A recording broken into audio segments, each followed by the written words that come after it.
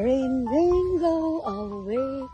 Actually, naglalaro kami guys dito tuwing hapon kahit maulan. Kasi para makatulong din sa mga kadi dito. Kasi alam niyo naman kapag medyo maulan, konti lang yung mga naglalaro. Karamihan ng mga kadi dito, syempre, yun yung kanilang mga kinabubuhay, di ba?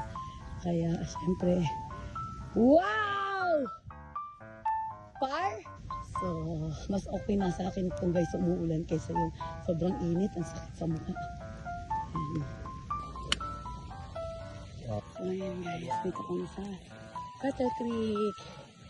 Ayan. So, napaka-refreshing, di ba? Napakasarap. Nakaka-relax talaga dito sa Cattle